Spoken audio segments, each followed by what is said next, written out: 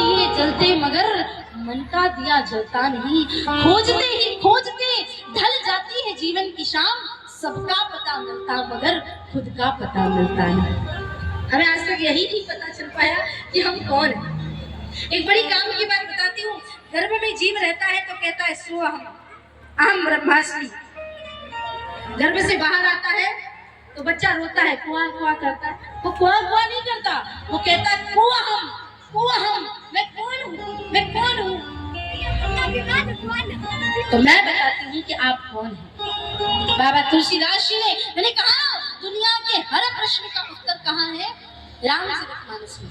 बाबा तुलसीदास जी ने कहा है कि अगर व्यक्ति को अपना परिचय लगाना है कि मैं कौन हूँ तो क्या करना पड़ेगा, तो बोले बस स्वयं को देखिए और पता चल जाएगा। ईश्वर जीव अविनाशी, ईश्वर जीव अविनाशी, ईश्वर जीव अविनाशी, जीव अविनाशी,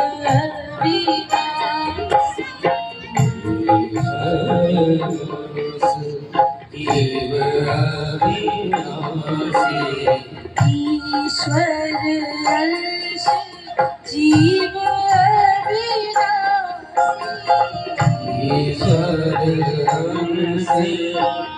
जीव अविनाशी, ईश्वर जीव सहज सुख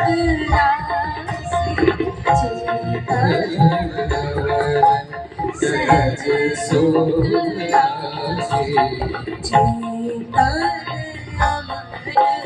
सहज सुख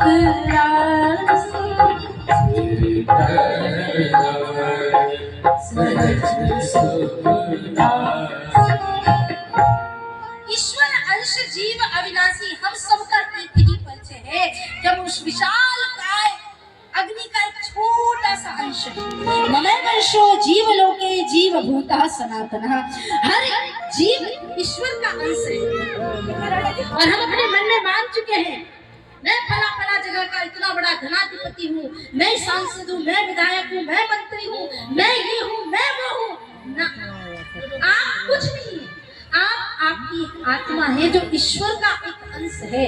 आपको इस धरती पे कुछ ना कुछ बहुत बड़ा कार्य करने के लिए भेजा गया। आप किसी दुनिया के आडंबर में आकर के अपने मन को इतना बांध ना लें कि जाते समय आपको बड़ी समस्या हो, बड़ा कष्ट हो।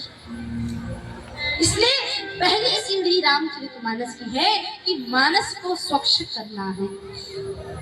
रामचरितमानस को मानस इसलिए भी कहा गया है कि रामचरितमानस को उस मानस सरोवर से इसकी थोड़ी सी तुलना की गई है, लेकिन उस मानस सरोवर से भी सर्वश्रेष्ठ अगर कुछ है तो रामचरितमानस से। बोले कैसे?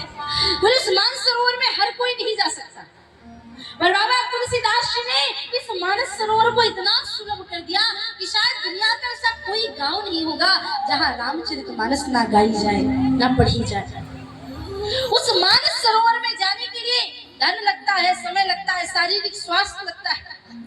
इस मानस सरोवर में गोता लगाने के लिए कुछ नहीं लगता हमारा, केवल प्रभु की कृपा लगती है। आप यहाँ आए हैं तो बाहर किसी ने बैठ करके ये आपसे कहा कि पहले 5,000 रुपए तो ही कथा पंडाल में बैठने देंगे, किसी ने कहा आपसे ऐसा? नहीं, कथा सबके लिए होती है। राजा आए तो भी स्वागत, रंग आए तो भी स्वागत। कथा किसी के पैसे धन की मोहताज नहीं है प्यार। दूसरा विषय शारीरिक स्वास्थ्य, तो कहा गया कथा में पालकी मार के बैठो, ना बैठ पाओ तो खड़े होके सुन लो, खड़े नहीं रह जाए तो कुर्सी में बैठ जाओ। यहाँ तक कि बीमार व्यक्ति के लिए ये भी कहा कि अगर कोई लेटे लेटे भी कथा को सुन ले, पढ़ ले, मनन कर ले तो उसका उद्धार हो। समय तो महाराज 24 घंटे में से 3 घंटे का समय निकाल करके कथा में जाना पड़ता है। तो बाबा तुलसीदास जी से किसी ने कहा अगर 3 घंटे ना बैठ पाए तो बाबा जी ने इतना सरल कर दिया कि एक घड़ी आधी नाम बुनियाद, तुलसी संगत साधु की कटे कोट अपराध। अगर आपने